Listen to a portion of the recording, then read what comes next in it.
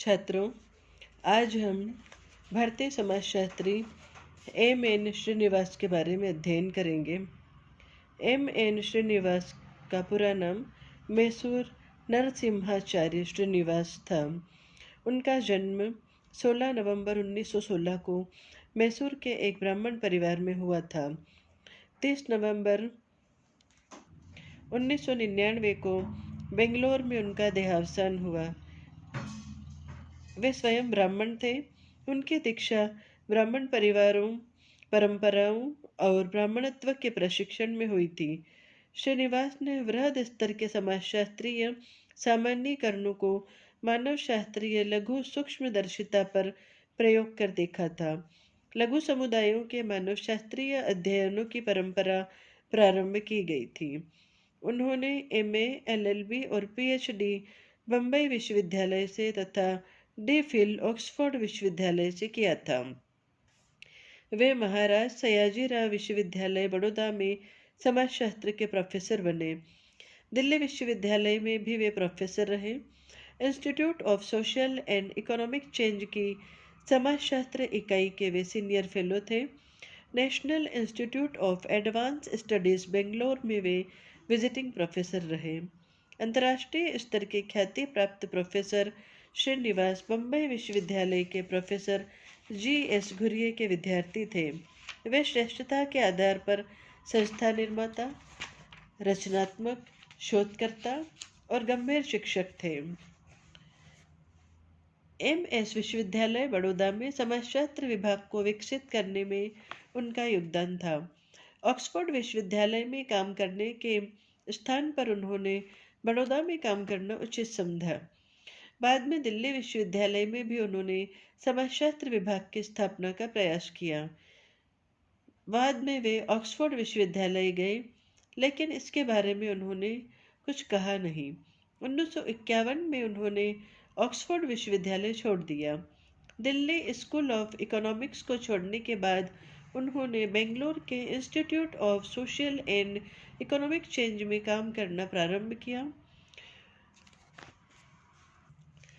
M.N.. Srinivas ने वृहद समाजशास्त्रीय स्पष्टीकरणों, सूक्ष्म मानवशास्त्रीय अंतर्दृष्टियों, समाजशास्त्रीय परिप्रेक्ष्य तथा मानवशास्त्रीय अंतर्दृष्टि का लघु स्तर के समुदायों को समझने के लिए उपयोग किया था। श्रीनिवास इस देश के लोगों को पाश्चात्य पुस्तकों या पवित्र संस्कृत ग्रंथों से नहीं, अपितु प्रत्यक्ष अवलोकन, विस्तृत क्षेत्रीय अध्ययन तथा क्षेत्र अनुभवों से समझाना चाहते थे। 1940 से 42 में उन्होंने कुर्ग का एक बड़ा विस्तृत क्षेत्र कार्य किया था। अपने अध्ययन में उन्होंने प्रकार्यात्मक एकता की अवधारणा को स्पष्ट किया था। सांस्कृतिक कार्यक्रमों में विभिन्न जातियों की पारस्परिक निर्भरता और कार्यों की चर्चा भी उन्होंने की थी। विशेष रूप से ब्राह्मणों की अंतःक्रियाओं का उन्होंने उल्लेख किया था। रामपुरा के संदर्भ में उन्होंने कामिया, बनिया और पनिकाओं का भी अध्ययन किया था। उन्होंने कहा कि गांवों में जातियां स्वतंत्र हैं। श्रीनिवास के जाति और धर्म अध्ययन 1952, 1959, 1962 और 1966 ने न केवल संरचनात्मक प्रकार्यात्मक उपागम को उभारा, साथ ही ग्रामीण परिवेश में जाति गतिशीलता का वर्णन किया।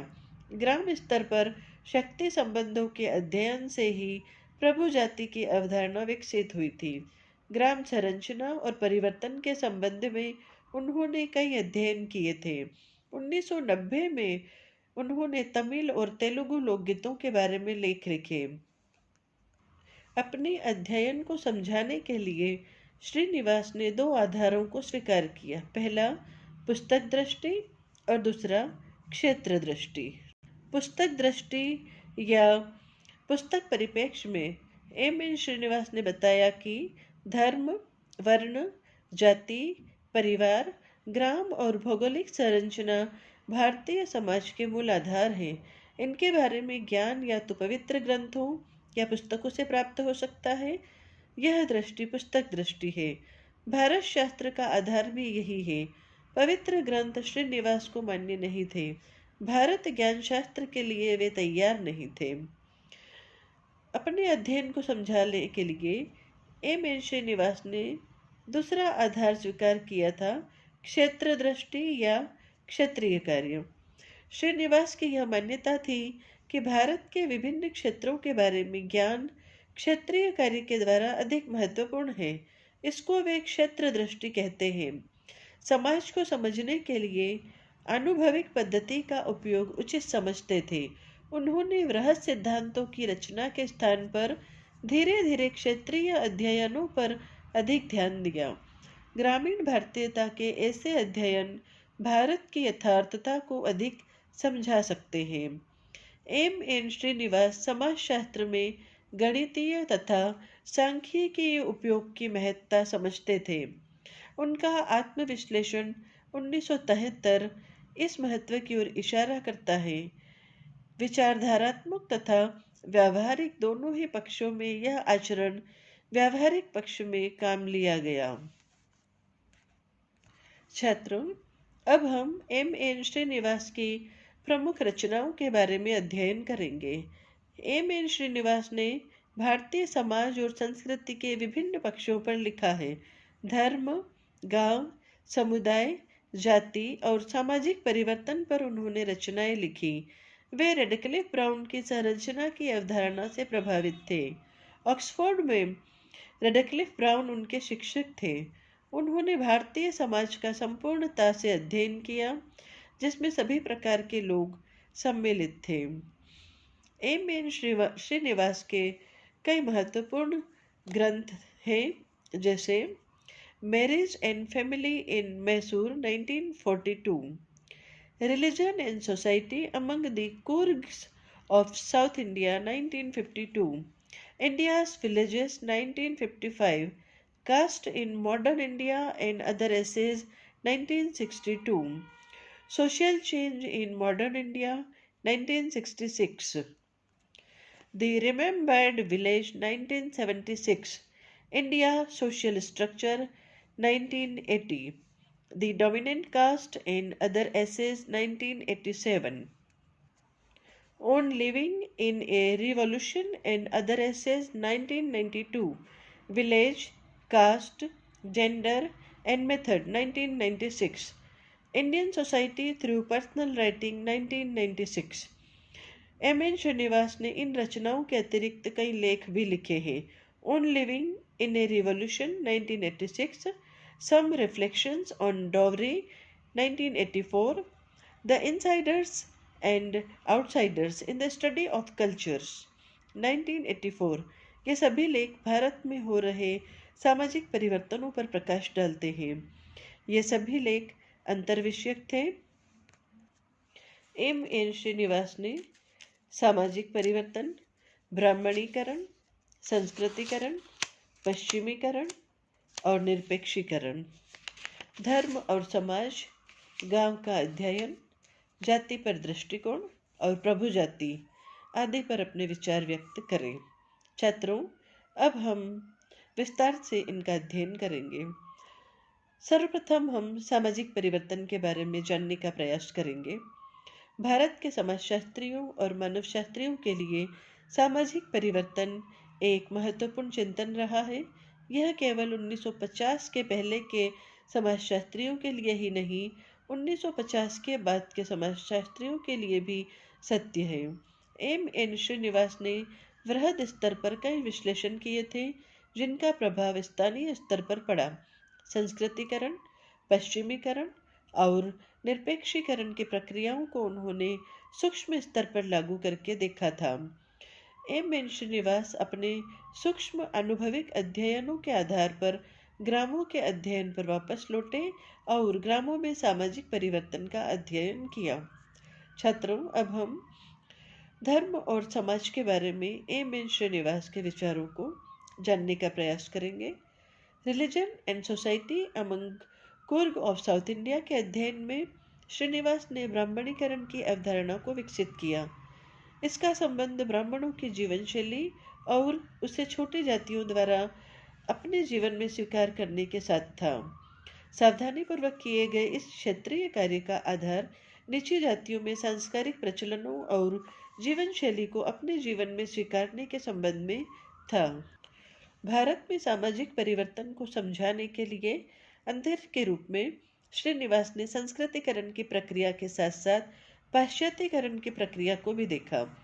उन्होंने परिवर्तन के संदर्भों को इन दोनों अवधारणाओं के साथ क्रमबद्ध तरीके से जोड़ा।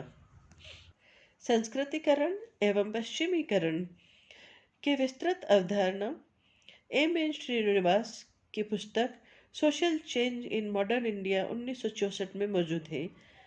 एम श्रीनिवास ने कहा है, संस्कृतिकरण वह प्रक्रिया है जिसमें निम्न जातियां, आदिवासी अथवा अन्य समूह, विशेष रूप से द्विज जातियों की प्रथाओं, संस्कारों, विश्वासों, विचारधाराओं और जीवन शैलियों को अपने जीवन में उतारने का प्रयास करती है। सांस्कृतिक शैली, प्रथाओं और सामाजिक प्रचलनों में परिवर्तन संस्कृतिकरण और पश्चिमीकरण दोनों प्रकार की प्रक्रियाओं से होता है। एक और जहां संस्कृतिकरण की प्रक्रिया भारतीय परंपराओं से प्रभावित है, वहीं दूसरी तरफ पश्चिमीकरण ब्रिटिश सामाजिक, आर्थिक तथा सांस्कृतिक नवाचारों से प्रभावित है। इससे संबंधित एक और अवधारणा निरपेक्षीकरण का संबंध संस्थागत उद्देश्यों के नवाचार के साथ जुड़ा हुआ है। एम श्रीनिवास गांव को भारतीय समाज और सभ्यता का सूक्ष्म प्रतिबिंब मानते हैं। गांव ही है जो भारतीय सभ्यता के तत्वों को सुरक्षित रखे हुए हैं। भारतीय समाजशास्त्रियों की पहली पीढ़ी में श्रीनिवास अत्यंत महत्वपूर्ण व्यक्ति हैं, जिन्होंने सभ्यता और संस्कृति के संदर्भ में गांव का परीक्षण किया है। जी.एस. घुरिये, रामकृष्ण मुखर्जी, N.K. बोस और D.P. मुखर्जी की श्रेणी में वे स्थान रखते हैं। ड्यूमा और पोकाक उनके कुर्ग अध्ययन को भारतीय समाजशास्त्र में श्रेष्ठ रचना मानते हैं।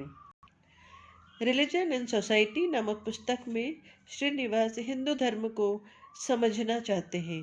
उन्होंने संस्कृत, हिंदू धर्म और मूल्यों की चर्चा की। यह वह प्रक्रिया थी जिसके माध्यम से संस्कृत भारत के सुदूर कोने तक पहुंच गई। इस जीवन शैली को अपने जीवन में उतारकर नीची जातियों ने जाति संस्तरण में स्वयं को ऊंचा उठाने का प्रयास किया है। छात्रों, अब हम एम श्रीनिवास के ग्राम अध्ययन के बारे में चर्चा करेंगे। 1945-46 में ग्राम का अध्ययन करने की प्रेरणा उन्हें कैडक्लिफ ब्राउन से प्राप्त हुई। ऑक्सफोर्ड से लौटकर मैसूर के गांव रामपुर को उन्होंने अपने अध्ययन के लिए चुना। इसी अध्ययन में से प्रभु जाति की अवधारणा विकसित हुई। 1976 में अपनी पुस्तक रिमेंबर्ड विलेज में उन्होंने उन आर्थिक सामाजिक परिवर्तनों की चर्चा की थी। भारत में धर्म, जाति और गांव का एम श्रीनिवास ने अध्ययन किया। इवांस प्रिचार्ड का प्रभाव भी उन पर था। प्रकार्यात्मक विधि में दोनों मानवशास्त्री उच्च स्तर के थे। ये दोनों यथास्थितिवादी भी थे। उच्च जातियों को जो प्रतिष्ठा मिली उसे चलने दे और निम्न जातियों तथा अधीनस्थ समूहों को अपने स्थान पर बने रहने दे, ऐसा विचार भी व्यक्त किया गया है। श्रीनिवास के मत में भारतीय परंपराएं जाति, धर्म और गांव में हैं। जाति के दुर्गुणों की भी चर्चा एम श्रीनिवास ने की है। एम श्रीनिवास के लिए भारतीय परंपराएं वे हैं जो जातियों और गांवों में प्रतिबिंबित होती हैं। श्रीनिवास का रिमेंबर्ड विलेज दक्षिण भारत के गांवों में परिवर्तन का एक उपन्यास सरीखा अध्ययन है। गांव में 3 आधारों की चर्चा उन्होंने की थी। गांव का मुखिया, पुराने जमाने के भूपति और वह व्यक्ति जो गांव को बाहरी शक्तियों के साथ जोड़ता है। कुले, गोड़ा तथा नाडू गोड़ा इसी प्रकार के पात्र थे। छात्रों, अब हम एम श्रीनिवास के जाति दृष्टिकोण का अध्ययन करेंगे। श्रीनिवास जाति को एक विभाजनकारी व्यवस्था मानते हैं। प्रत्येक जाति उपजातियों में विभाजित है, जिनके आधार हैं अंतर्विवाह, जिसके सदस्य एक ही व्यवसाय में हैं, सांस्कृतिक तथा सामाजिक जीवन की समानता, जिसके सदस्य सामान्य संस्कृति के पोषक हैं, जिसके सदस्य एक ही प्रकार की व्यवस्था अर्थात पंचायत व्यवस्था से संचालित हैं। उपजातियों के इन तत्वों के अतिरिक्त एम श्रीनिवास ने जातियों के कुछ अन्य महत्वपूर्ण लक्षण भी बताए हैं, जिसमें पहला है श्रेणीबद्धता। श्रीनिवास के अनुसार जाति व्यवस्था के लिए श्रेणीबद्धता प्राथमिक है। वंशानुगत आधार पर बने इन समूहों को एक श्रेणी आधार में ढाल दिया है। व्यवस्था में ब्राह्मणों की उच्च स्थिति तथा अस्पृश्यों की निम्नतर स्थिति सबसे अधिक स्पष्ट श्रेणियों में है। मध्य की श्रेणियां अत्यंत लचीली हैं। दूसरा लक्षण एम श्रीनिवास ने बताया है व्यावसायिक विभेद। श्रीनिवास जाति तथा व्यवसाय के बीच गहरा संबंध पाते हैं। उनके अनुसार अब जाति और कुछ नहीं बल्कि क्रमबद्ध रूप में व्यावसायिक विभेदीकरण है। बहुत सी जातियों के नाम उनके व्यवसाय के नामों से जुड़े हुए हैं। एम श्रीनिवास तीसरा महत्वपूर्ण लक्षण बताते हैं प्रतिबंध।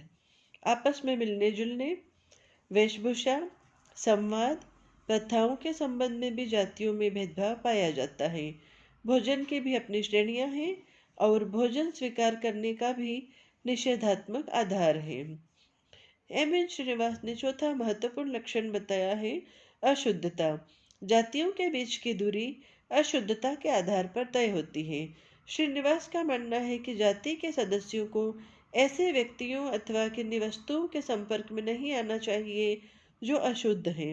इन संपर्कों में जातियां अशुद्ध हो जाती हैं और उनकी उपेक्षा बढ़ जाती है।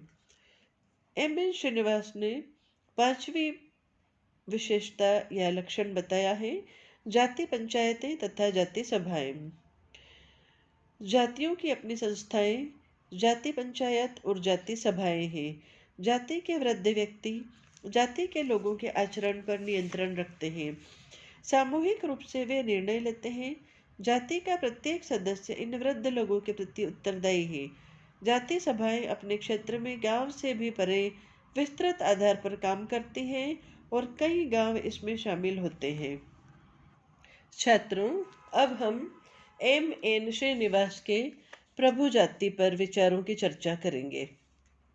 एम एन श्रीनिवास का कहना था कि कुछ तत्व ऐसे हैं जिनके आधार पर किसी जाति को प्रभु जाति का दर्जा दिया जाता है, जैसे खेती योग्य बहुतायत जमीन का स्वामित्व, संख्या की अधिकता, स्थानीय श्रेणीबद्धता में उच्च स्थान, पाश्चात्य शिक्षा, प्रशासन में नौकरियां, आय का नगरीय स्रोत। प्रभु जाति के इन सारे तत्वों में कुछ तत्व अति महत्वपूर्ण हैं, जैसे जनसंख्या शक्ति, भूमि पर अधिकार के कारण अर्थ शक्ति और राजनीतिक शक्ति। इन तत्वों की खास बात यह है कि जाति श्रेणीबद्धता में अब संस्कार महत्वपूर्ण नहीं रहे। ग्राम समुदाय में प्रभु जातियां इन्हीं तत्वों पर आधारित है। कोई छोटी श्रेणीबद्ध जाति भी अपने भूमि आधिपत्य तथा गांव के मामले में राजनीतिक प्रभाव के कारण प्रभु जाति बन सकती है, लेकिन यह भी संभावना है कि श्रेणीबद्धता में उच्च स्थान की जातियां प्रभु जाति बन सके। उनके लिए यह आसान है। मैसूर में रामपुरा गांव के अध्ययन को हम उदाहरण मान सकते हैं। गांव में कई जातियां हैं, ब्राह्मण, कृषक तथा अस्पृश्य जातियां। सांस्कृतिक दृष्टि से कृषक जातियां ब्राह्मणों से निम्न मानी जाती हैं, लेकिन उनके पास भूमि के माध्यम से अपार आर्थिक शक्ति है और गांव के राजनीतिक मामलों में भी उनका हस्तक्षेप है।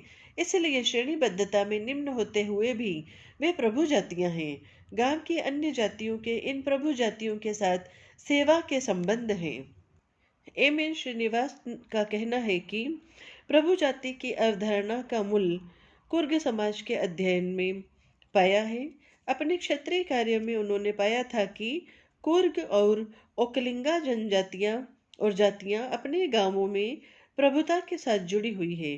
प्रभुता के ये संदर्भ स्थानीय जातियों के लिए संस्कृतिकरण के स्थानीय स्रोत हो सकते हैं। यही स्रोत बाधक भी हो सकते हैं। भारत की प्रथम पीढ़ी के समाजशास्त्रियों में एम एन श्रीनिवास का महत्वपूर्ण स्थान है। भारतीय समाज को समझने के लिए उनका प्रस्ताव है कि क्षेत्र मंतव्य पुस्तक जिसमें कुर्ग का अध्ययन किया गया है के लिए क्षेत्रीय कार्य में संरचनात्मक प्रकार्यात्मक उपागम पूर्ण रूप में प्रतिबिंबित है। यह उन जटिल अंतर संबंधों का भी वर्णन है जो कुर्ग समाज की सांस्कृतिक व्यवस्था और सामाजिक व्यवस्था के बीच था।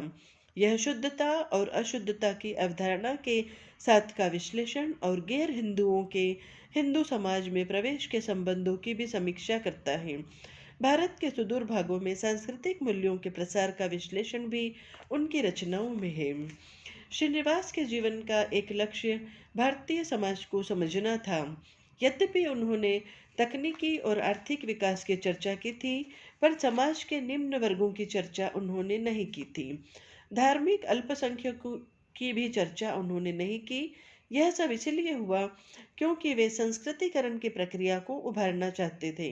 उनके अनुसार भारतीय परंपराएं वे हैं जो जाति और गांव में प्रचलित हैं। उनकी दृष्टि में निरपेक्ष नहीं, हिंदूवादी परंपराएं ही भारतीय परंपराएं हैं। ऐसे विचार मात्र हिंदूवादी विचारधारा के ही प्रतीक हैं।